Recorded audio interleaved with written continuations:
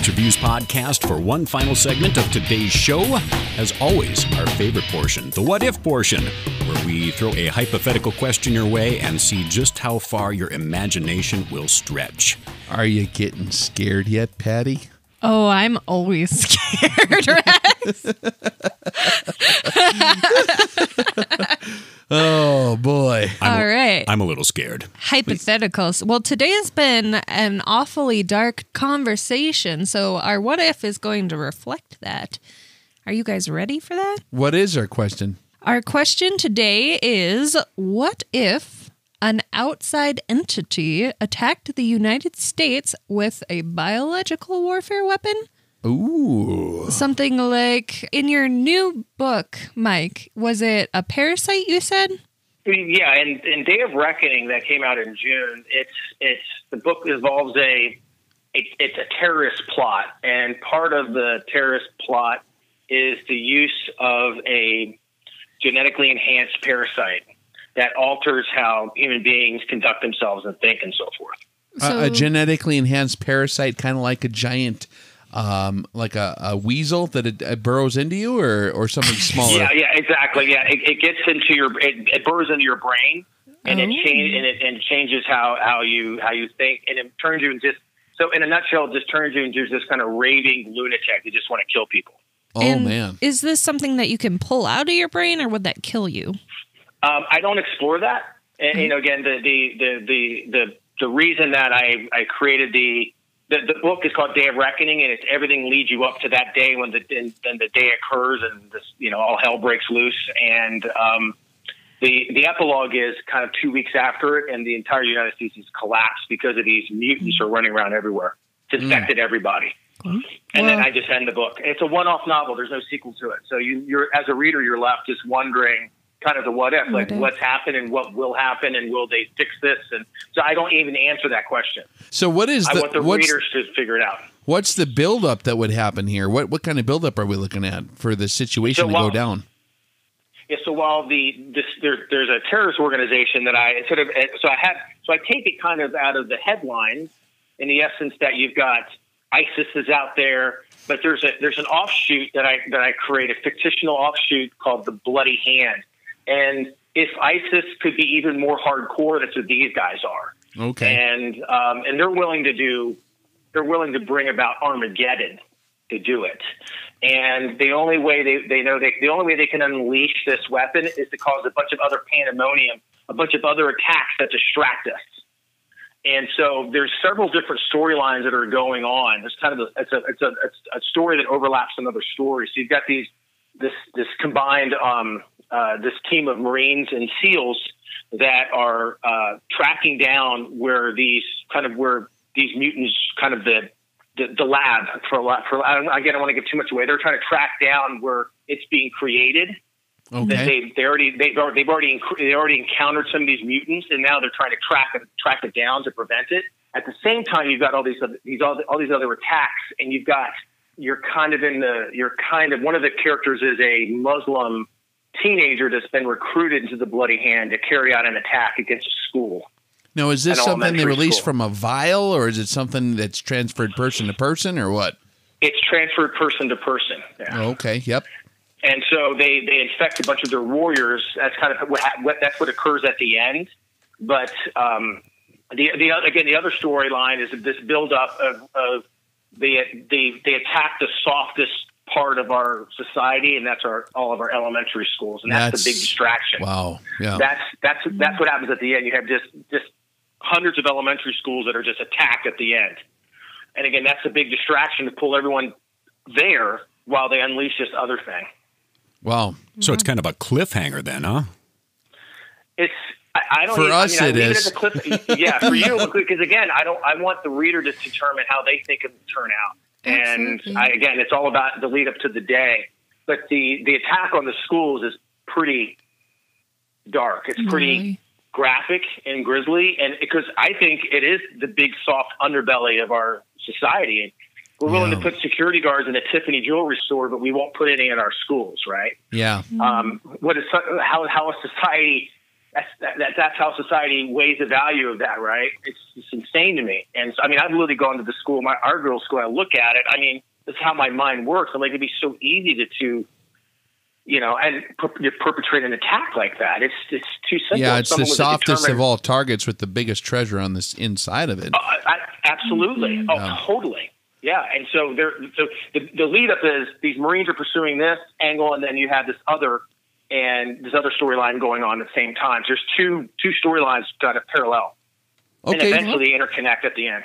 So, like with our what if scenario, so the question is, what if this disease started going around and people started dumping it off? So what are we gonna do? Yeah. All right. Let's start with Lou. Let's see what Lou would do in this scenario. Oh boy. I would pull a John Travolta and put myself in a bubble. I'd be the bubble boy. The bubble boy? Yep, and I'd bury myself out in the prairie somewhere and just avoid everybody. How long are you going to do that for? I don't know. Eat prairie dogs? Probably till my bubble got full. Yeah, probably within 27 minutes. No, that's a grim scenario there, guys. That's hard to come up with any sort of good answer. You know, that's where living in the middle of nowhere would be kind of handy because, it's easier to establish a quarantine perimeter and just quarantine yourself, no one's coming across that fence line. You're going to get shot, and you might say, hey, please do not intrude. We're going to kill you, kind of a deal, as a courtesy. But if they kept going, especially if it's some kind of crazy, I know that forget where I was listening to it, but they've weaponized rabies and some of these other things where it's really, really, really scary stuff that they're working on. Potentially, I mean, something like that could actually happen. You know what I mean? Turn it loose. And and you wonder too why they release so many zombie movies, and they just get the culture totally prepared for that to normalize it. I don't know what the hell they're doing with that. You got a hypothesis on that one, Michael? I don't, but it's the zombie genre's been around a long time. It's like having its second resurgence though with The Walking Dead and things like that. Yeah. Do you remember the Night of the Living Dead? The old one. Yep. Yeah, the old one. So there was kind of the beginning of the zombie thing. And again, there's definitely this reemergence of it. And it's very, very popular genre. It's incredibly popular. And as a writer, it's really difficult. It's difficult when I talk to people that I do apocalyptic fiction. They now associate that with zombies now. Sure. So I have to clarify that I write reality-based apocalypse. Right. Real zombies. Yeah. Well, and it's funny, too, because zombies are synonymous with a lot of these situations. And I know even the military supposedly was training on quote-unquote zombie situations, which would be a mass panic scenario or a mass, quarantine break in a huge event like this where they would practice mowing down hundreds or even thousands of people in a horrible scenario like that. So the zombie thing can carry over to other real realms for sure.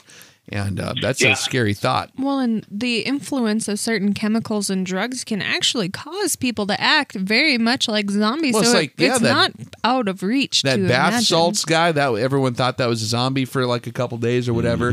There's a lot of stuff biologically that can just totally barbecue the computer, and you are only in reptilian mode, so the innermost part of the brain, which is absolute compulsion. All a reptile wants to do is eat stuff and make love with things and to defend its territory. So if humans had the mammal cortex and the frontal cortex just barbecued from a disease or a chemical or whatever it could be, they would act just like crazy zombies going nuts, especially if there was some craving they had for something weird.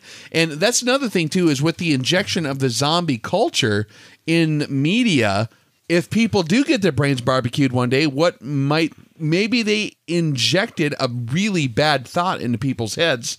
Oh shit, we're zombies, now we better act like a zombie, right? I don't know. There's a lot of different things that the guy wonders about. That's fascinating. It's that we're being conditioned. That's interesting. Yeah. So everyone knows that when you start going nuts, you might as well just take it the whole way and just be a zombie. Well, and the same thing with the apocalypse. How many people would be less effective, like the pandemonium, if they hadn't seen it before? Sure. If all they knew was love, they wouldn't go into attack mode. Yeah, right. Well, that's interesting you bring that up, because I tell people all the time there wouldn't be an apocalypse. there wouldn't be an end if people all worked together. Sure. You would have an event, and everyone came together and said, all right, how are we going to just figure this out? Let's work together to make sure everything would be fine, actually. It would be tough, but you work it out. The reason it collapses is how people react to the situation. Yeah, that old god Pan is a real sketchy deal. And people panic mode. tend to feed on the negative. So when you have people where that's the juice that squirts in their brain, if that's what does it, that's where you get the chaos. What would you do, Casey, in a scenario where all of a sudden it's going around, there's this horrible disease that's and we're under attack. And now in this scenario, Michael, are people kind of aware that there's an attack going on, or is it just a disease coming out everywhere? Again, it happens right at the end of the book, and you don't even see it unleashed.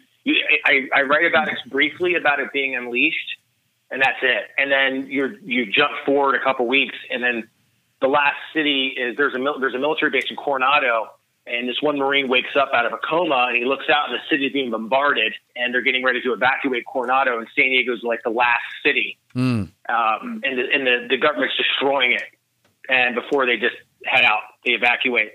Wow. So what would you do, Casey? In that situation, so I am a ridiculously determined person. So in that situation, my first thing would be to locate some sort of scientist or lab of that sort. I would want to kind of study the creatures, I guess. I would probably pull them out of people's heads. If I knew that's where they were going, I would pull them out and see what happened. The little germs, you mean? Yeah, you'd want to find out about them. They're the reason for the chaos, so why not study them? So you would be the scientist chick trying to solve the disease problem. I mean, I'm not smart enough, but I would find scientists and I would help as much as I could. There you go. That's cool. That's a good answer there. Thanks. Oh, man, I don't know what would you do, Michael? You know, if it's not a situation like Day of Reckoning, but it's just like a I guess traditional pandemic kind of a thing. Yeah. I would do what you guys, Lou hit on. I'd bunker down. I'd quarantine myself. Yeah, that's exactly what I would do too. Just lay in wait and I've got my stockpile. We're not going anywhere, guys. And let everyone else deal with it. I think a smaller unit would be better too, because if you got too many people, it's harder to control all those elements and govern them to have the discipline to maintain the quarantine perimeter. So if you have a smaller group, like a family or a couple families, maybe a dozen at the most, who are all exactly on the same page, you have a clearly defined plan of operation. You elect a certain person in charge of the quarantine perimeter, and you say, absolutely, these are the 10 commandments. You cannot deviate from it. A guy might kind of maybe be okay for a while. But don't you feel like a sitting duck? You should be moving. I feel like you have to keep moving in a time like that. You just can't sit I don't think still. so. It'd be impossible to gather resources that are clean. Yeah. There'd be a mystery element of the unknown, not knowing what in the hell is spreading it. You would just want to establish a perimeter in the middle of nowhere. I would think I would do this. I'd find a farmhouse, a bug out location. We have a good clear view all the way around and defend the hell out of it. And that was and try to wait until it calmed down. And maybe if you had a good few months without any kind of incidents that would indicate that this thing was still going on, you could send out small reconnaissance groups, to just kind of take a peek over the hill and see, and maybe if a guy had a ham radio or something, you could communicate with people and see what the hell's going on.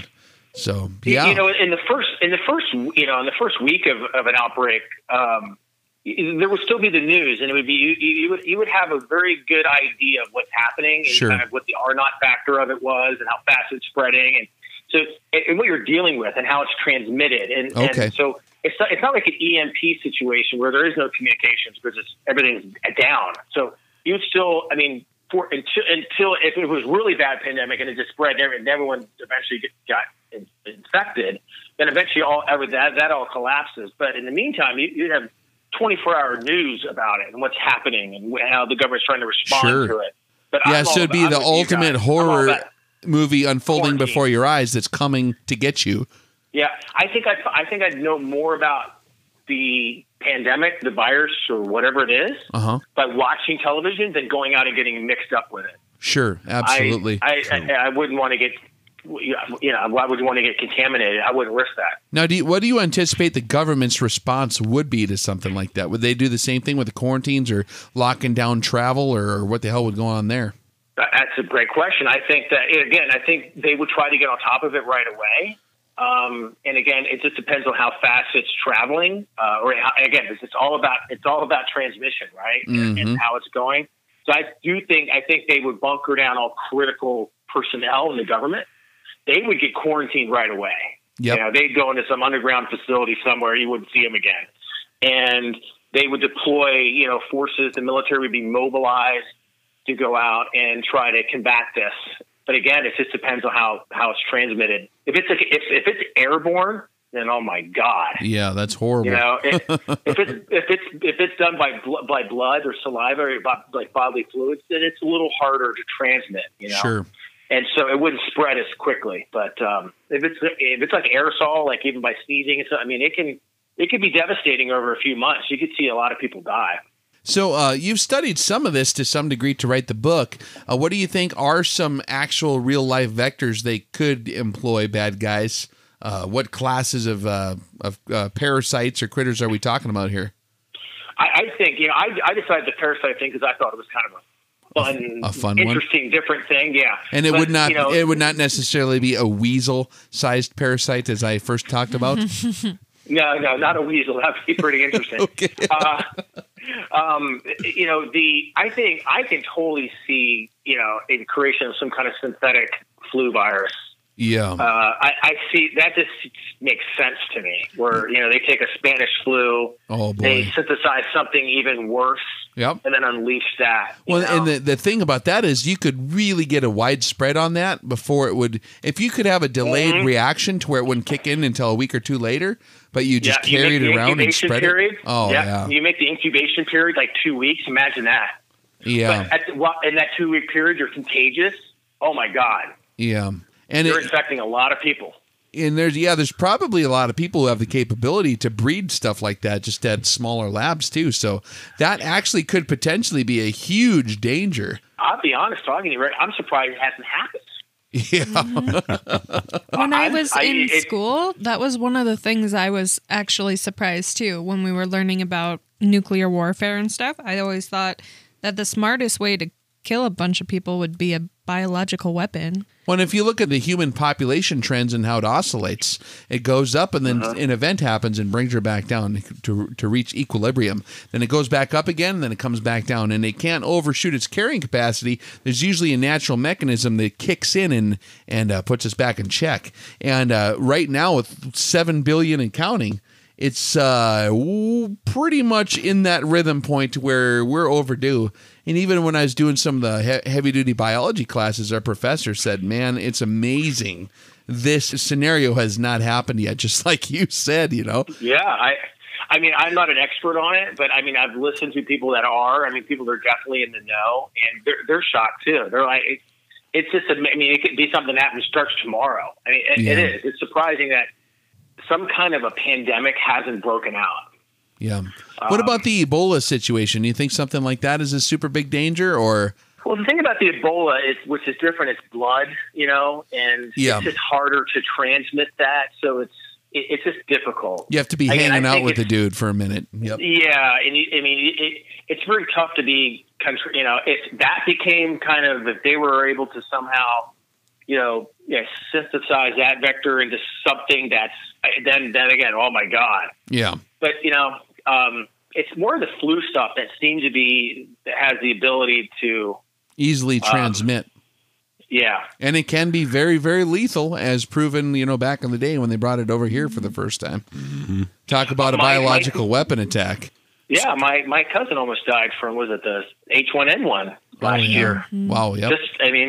Crazy, healthy young guy. Well, what is it, like 10 or 20,000 people a year die from the flu or something like that? So if and when this thing were to go down, we'd have pretty much one option: to isolate yourself and stay away from the populations.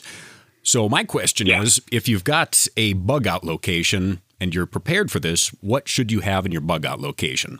Food. Food is number one, isn't it? I would think water would be number one. Water. Food, water, and some sort of defense, right? Yep. And medical supplies. Yes, sir. What about like food supplies? That's kind of what I'm curious about. Do you want like big buckets of rice and beans or loaves of bread? What are we putting on the shelves here, guys? Well, things that, you want stuff that has long shelf life. So I think, canned things like that, again, rice, beans. The only thing is you need a lot of water for that stuff too. That's why I'm not always sometimes the biggest proponent of like the kind of the freeze-dried, dehydrated stuff. It requires a lot of water. Yes. I mean, it's easy to store that stuff, but if you have a unlimited supply of water, then go for it. Stock your shelves with that and last forever. Doesn't really taste good. I don't care what people say, but if you have unlimited finance resources, you can just stock your bug out location with just endless cases of MREs too. Then you've got meals that are just ready to consume without any kind of preparation. Another thing to consider with water, too, is you can't just drink that stuff off a puddle. I mean, third world people can get away with that because their biome is like ready for that. But us Westerners, man, I mean, we're going to get Giardia, Lambina, and all this stuff, and it's going to be a rough couple of weeks. Even you're going to wish you had the other disease. So you got to have some kind of way to clean that up and filter it or something, too. Yeah, filtration systems are. I agree. People just think they can just go to a stream and drink out of it, and you just can't do that anymore. Yeah, you can do it until about a week later. Yeah, then you'll be hurting. It's like dysentery and so. Yeah. Oh yeah. Do you guys have you guys gotten together and created like a team of like-minded people for an event if something happens? Oh, we've got all kinds of folks all over the place. Many contingency plans. Yep. Yeah, I've been doing that out here too, and just having people that also my wife laughs at me. I collect people. Right. Like, oh, he's a doctor. Yes. Yeah. I want him on a team. Yep. Well, and it's always important too to have several different backup options. I think in terms of bug out locations or groups of people, because you never know what's going to get shut down in terms of travel, or if some maybe they got wiped out or killed.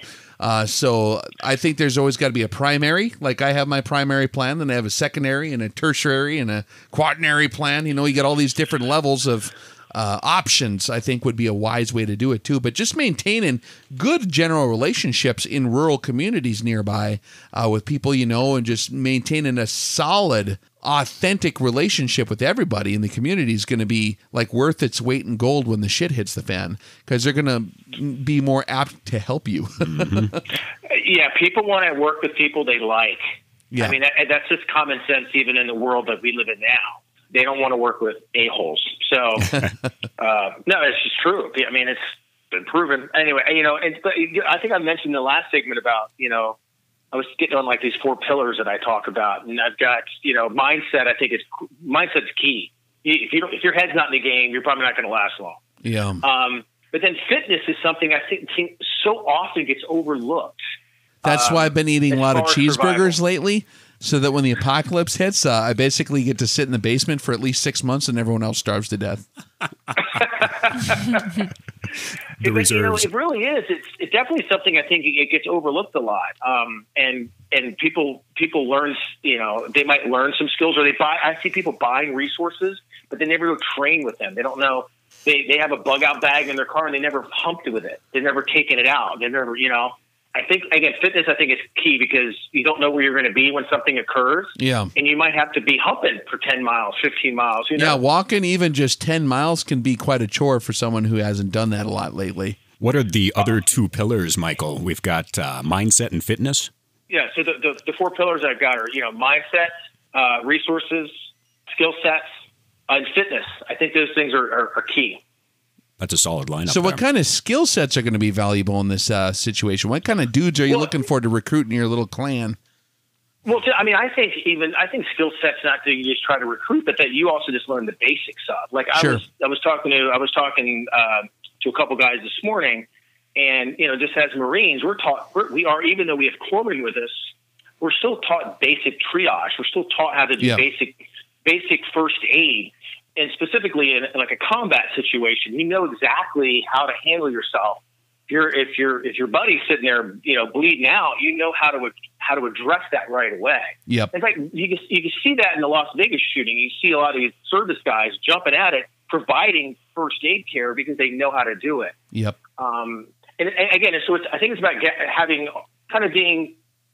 a lot of the skill sets yourself, like learning how to garden, learning how to, learning. And there's people that I'm going to go out there and I'm going to hunt. Like, do you know how to dress a deer? If you get one. Dear Lord, you're not going to learn to hunt in you're going to starve in a week. Yeah, that's not going to happen. But I'm just saying, if you gather these are skill sets, and then obviously you're not going to be a surgeon overnight. So right. you might be able to do combat triage and work on first. It would be nice if in your group you had a surgeon, had a true medical doctor. Yep. Even a vet. A nurse. Yep. A vet can provide pretty much the same care as a doctor can. Yep. And there's nothing like a horse tranquilizer when you're having a rough day in the apocalypse. I'm not sleeping. Too many zombie screams. I'm going to need a horse tranquilizer. Mix that in with some amaretto. Oh yeah. Well, what else is fun about some of the friends I have that are doctors? I'm able now. I have like a cache of stuff now. So it's like if something happens, I've got my own stash. Yep. Yeah. So I don't have to go and get fish antibiotics. Like, what is that? No, I have my own. Yeah, so acquiring these skill sets is going to be very important to do over time. It's amazing how many people stockpile only the equipment part of the skill. Like, I have bandages, but they don't know what the hell it's for or where it goes. Or I have a gun, I'm set. Well, do you know how to operate that thing efficiently under stress? With other guys? I mean, there's a whole lot of stuff going on there. So acquiring skill sets is going to be every bit as important, actually more important than acquiring just raw materials, because raw materials are universally maybe going to be available. They're going to be more available than you trying to figure it out in the first 3 minutes of the apocalypse. Mm-hmm. So maybe some training in various capacities would be a very wise move for anybody who's trying to have that prepping mindset. And one other thing too. No, I'm sorry. Go ahead, Michael. Go ahead. Oh, I was just. So I was just going to jump in there and say you're absolutely right, and that is because resources. What if it's like an EMP situation and you're 100 miles from home, right? If you're prepared, you might have a bug out bag or something in your car, right? And you have some firearms on you, but now everything is 100 miles away. Yeah. Now you've got to get back there. So the resources is something can be taken away from you at any moment. No one's going to take your skill sets away. Yep. No one's going to take your mindset away, and no one's going to take your fitness away from you. Your resources can be stripped from you, though. Yeah. You might not have your Glock right on you, but you'll be able to find one, and you'll know how to use it. Yep. Now, I know. So, again, there's a lot of people, again, I see people acquiring things, but not acquiring knowledge. Yeah. And that's a problem, because the things are only as good, their tools are only as good as the person wielding those tools. A gun doesn't shoot itself, even though other than what the media will tell you. I mean, these things are nothing but tools, and they're only as good as the person holding them. Amen. It's an interesting thought that you say that about knowledge, just because right now in this day and age when knowledge is at your fingertips and you can just Google things, people don't learn things anymore. They just rely on the computer to tell them, and they believe that in the time of need, they'll always be able to just pull Google up or YouTube up. But the problem with that is, let's talk about this EMP situation. You can't do that anymore. So if you know nothing, which you may or may not have been conditioned to know nothing, you're really a sitting duck. Yeah, you don't want to be the smart guy until the batteries run out, and then you don't know shit. Yep. That's not a good position to be in. You want to be a smart guy in your brain, not just on your phone. Yeah, well, that's why that there lies in the panic that sets in with people. Because once they come, they know what's really in their heart and in their head. They know. So the second something happens, they know they're not capable. They're not up to snuff, and then they freak out because they know it. And then what are they going to do? They can't fake it. So and that's why, like, the Vegas shooting is an interesting when if you want to analyze it. Kind of remove the emotional component of it, and you look at what's happening again. You look at the people that are rushing towards and helping. The reason they're doing that, it's not because they're fearless. Those men and women are scared shitless, right? Mm-hmm. But it's because they know they can bring something to bear in the situation. They have confidence that they can contribute and help. Again, because they have skill sets, they have knowledge, and that's why they're willing to act. And then most people are running away.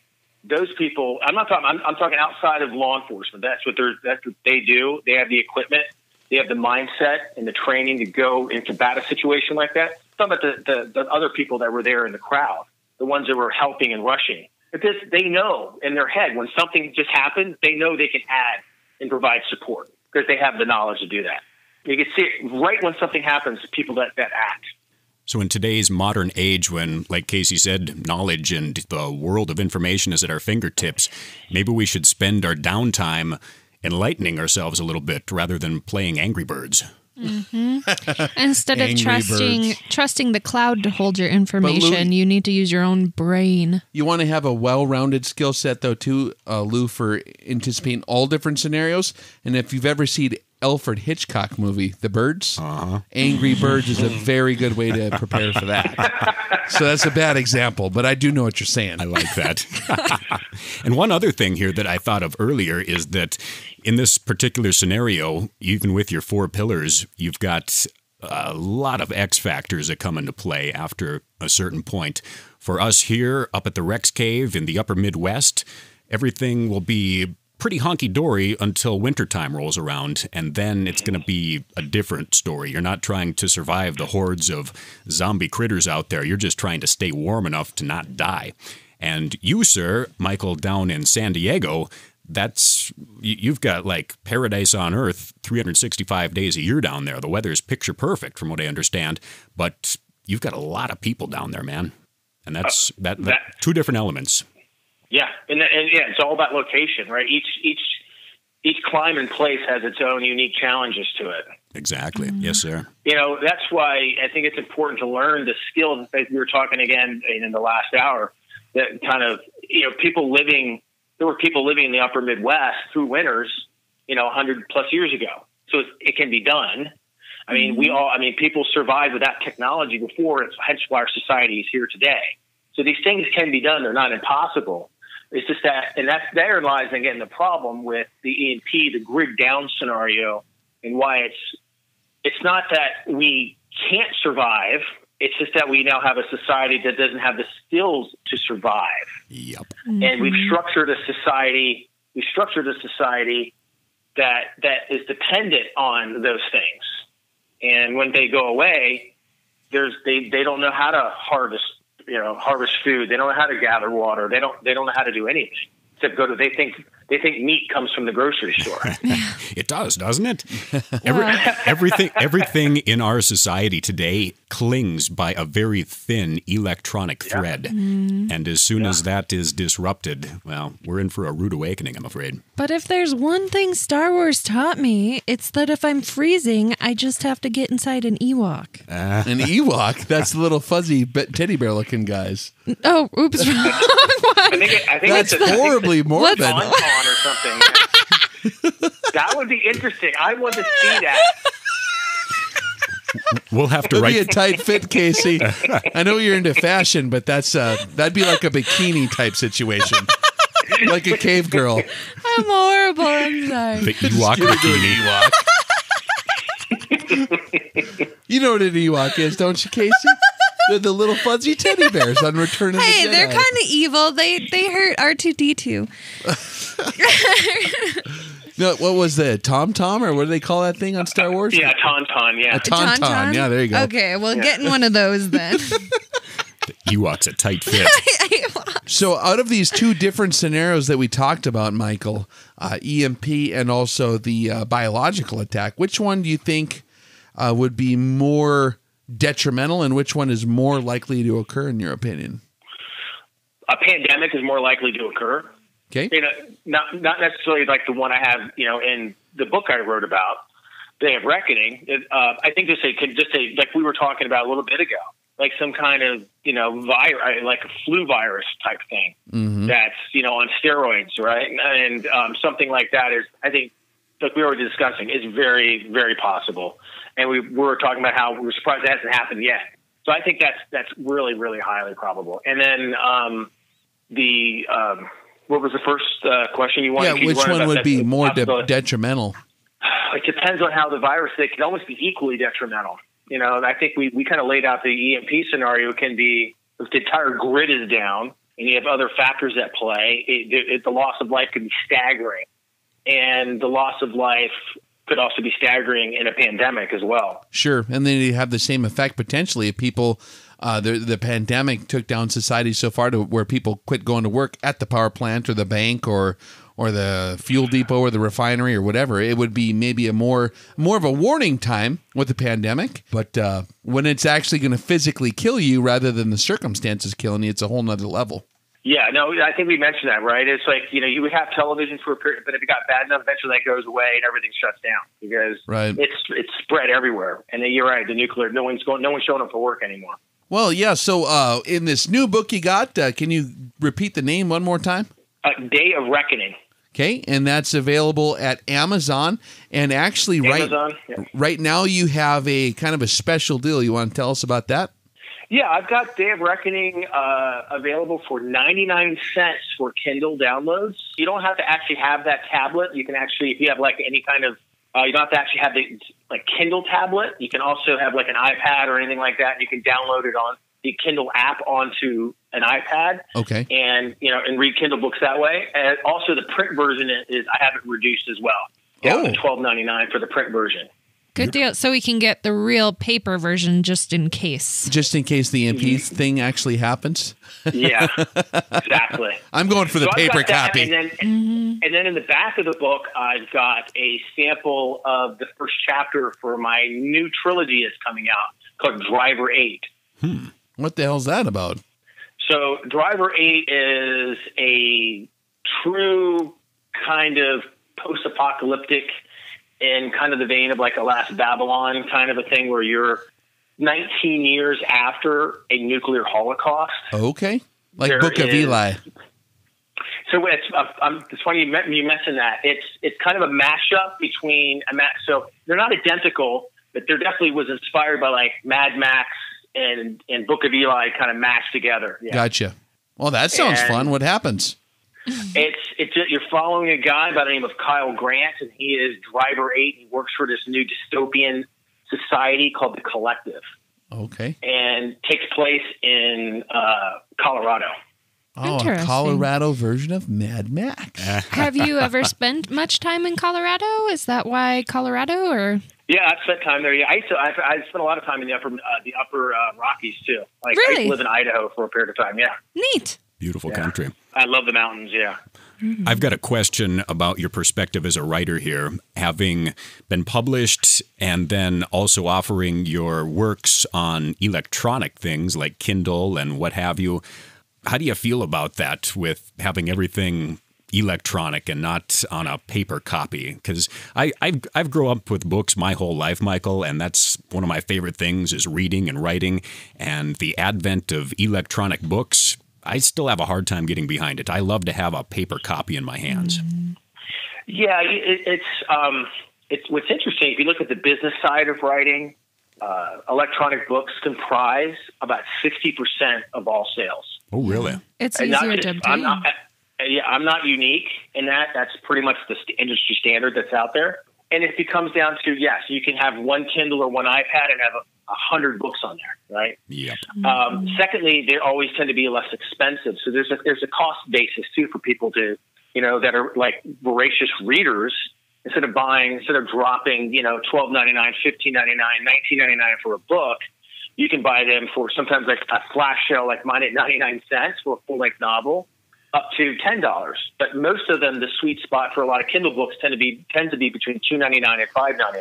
So you're getting, again, people look at it from a cost basis. It just makes more sense. But what's interesting, what's coming on board and eating away to it print is audiobooks becoming that is becoming more and more popular.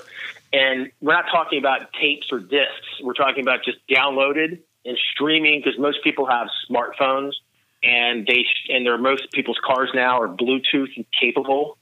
So they just stream from their phone right into their car, and they're listening as they're that's driving. Actually one that would work for a guy like me who's always working out on the road. You don't have the opportunity to maybe sit down with the paper book because it's so busy. But as you're working in the garage or you're doing projects or setting stuff up, you can kind of listen to it on the go. So that's a cool deal. You got it on all three deals. Are you actually reading the audio book, or do you got a professional reader? Is it acted out? How does that sound?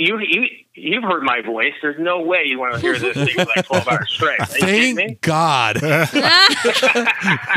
Jeez. Oh, I'd have a long brain fart like before, right? Yeah. Oh, man.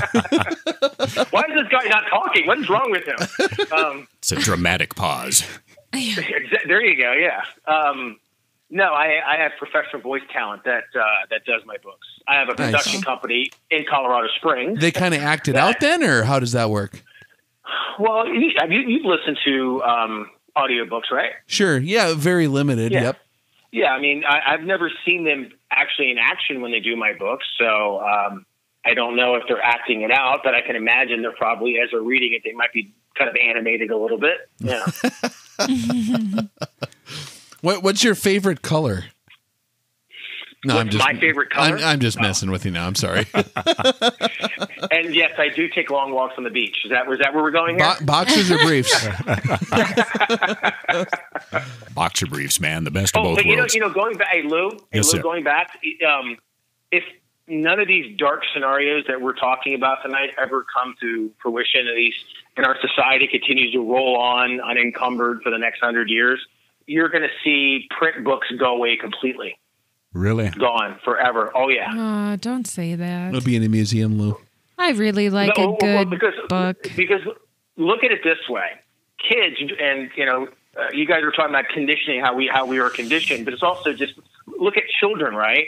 Children, maybe not my kids, but maybe their kids are going to get, there won't be any books. Everything will be on some kind of a tablet or screen. And well, they don't even have the attention span to read anymore. It does not exist. They have to watch it or listen to it. They can't sit and read it. They just can't sit and do that. Yeah. We have I like to hold a book too, but it's also because that's what we're used to. So there's a nostalgia factor at play there. Absolutely. If you look at also from a business standpoint, the cost of, say, a publisher has to the cost to create a print book, and it's so much more money. I mean, you have to have raw materials. You have to have printers, presses, trucks. There's a bunch of money with a digital copy. You need nothing else but computer. Yeah, I suppose you're right. That breaks my heart a little bit, but at the same time, yeah. No, I'm not saying this is what I want. This is what I can foresee down the road. Again, there'll be a generation that'll come that won't have the nostalgia like we have because they've done everything on a screen. Yeah. And so they'll like, what's a book? It'll literally be like what Rex saying. It's like something you see in a museum. Yeah. Well, I know of all this talk of writing books. I actually wrote a book once, Lou. You did? I did. In the 3rd grade, I wrote a book about how Santa Claus had to fight off the alligators. And there's this whole epic deal, and he ended up shooting them. And I read it on the intercom at school. Really? Yeah, really, man. I found it in the box the other day. I'm like, whoa. I remember that. I was the coolest guy that day. That's crazy. Yeah, I even drew a picture and everything. Yeah, they thought that was adorable, I guess. I thought I was awesome. In my brain, I was like a badass. But in their brain, this is cute. If I only would have known. And I guess we do get nostalgic about books because it's something physical you can hold in your hand.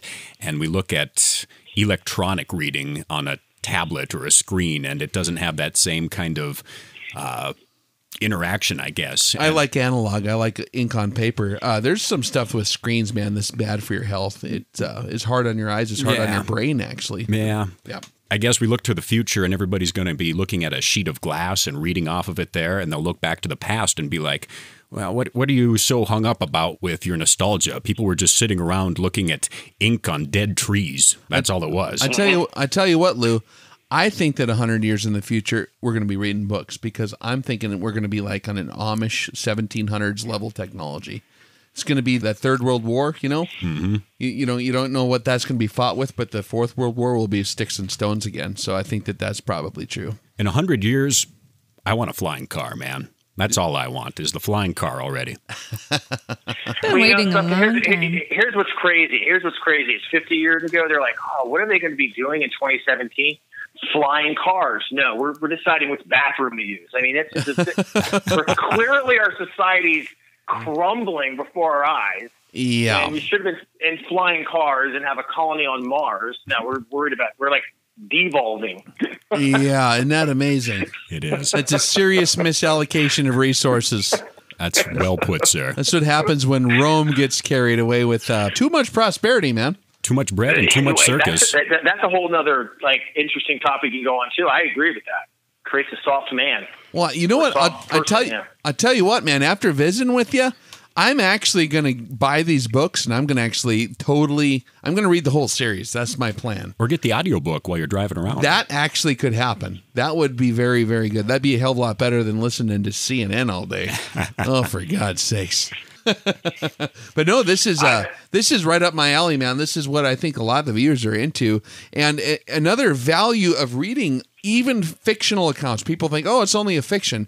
But if you want to talk about psychologically preparing the mind for some of these things, sometimes the hypotheticals are excellent case studies on what to gear yourself to anticipate.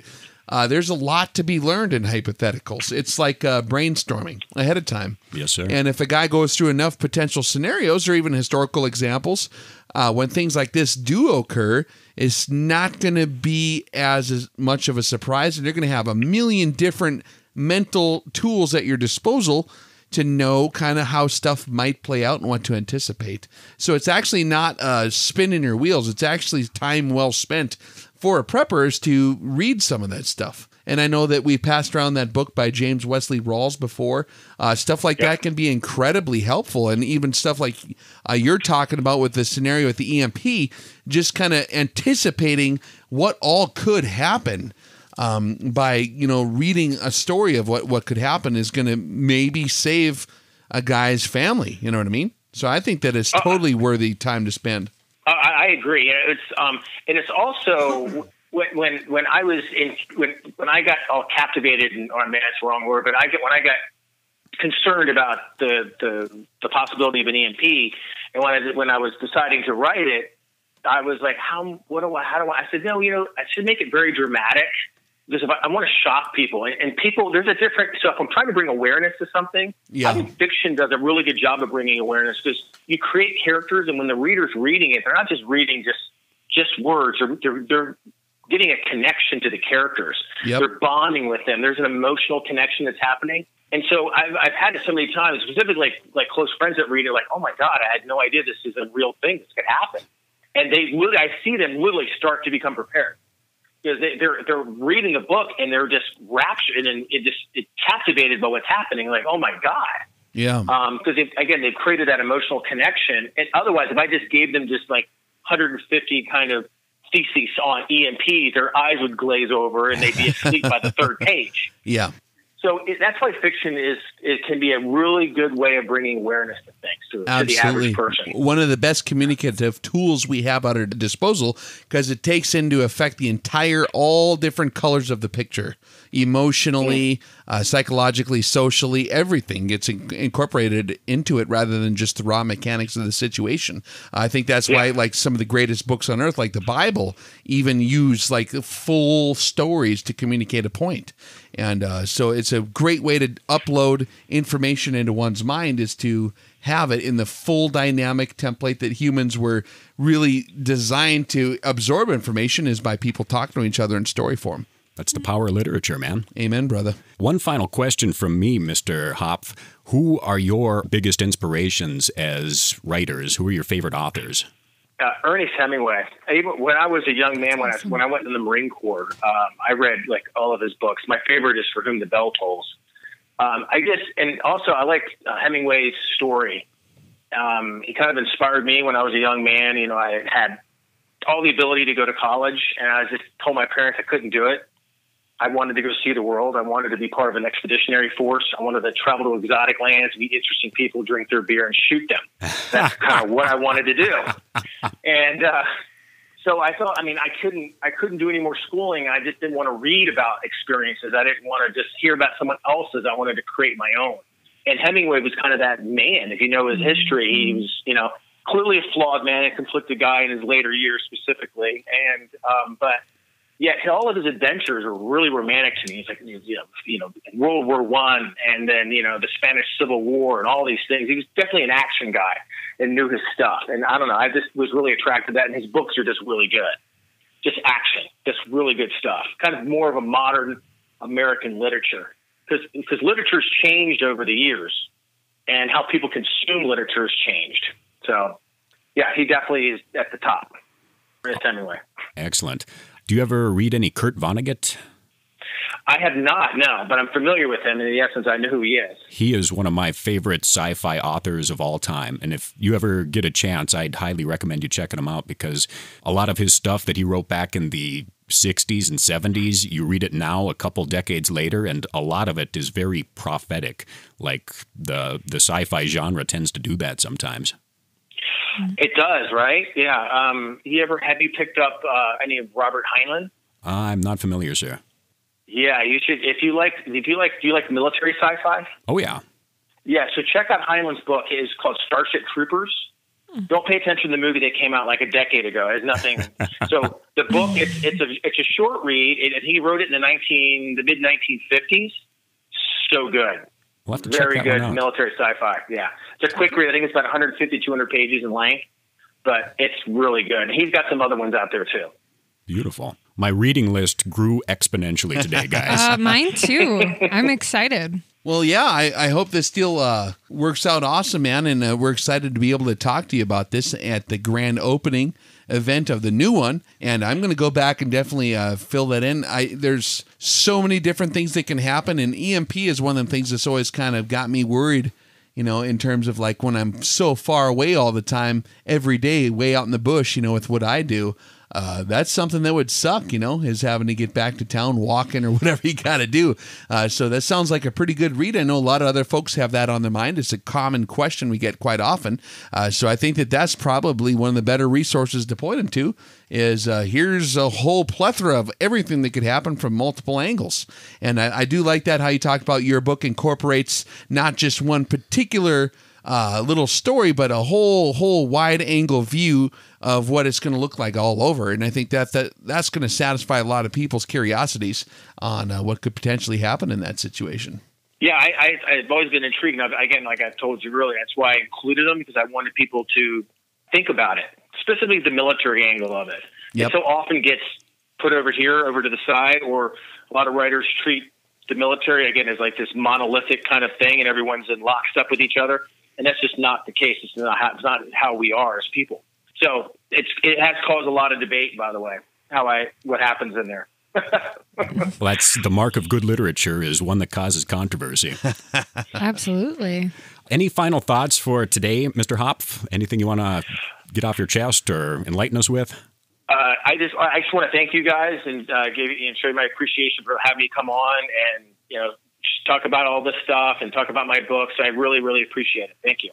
Thank you, sir. It's been an honor and a privilege getting to talk to you today. And anybody that wants to check out Mr. Hopf's work, check him out on Amazon, on his website. And we've got links up on our website as well, rexreviews.org, G. Michael Hopf, Hopf. Check it out for more information. And on behalf of Casey Day, TiborasaurusRex, and Mr. Hopf, I'm Lou McCoy. Thank you so much for joining us today on the show that talks about God, guns, and rock and roll. In the meantime, take care of yourselves and those you love, and we'll talk to you real soon.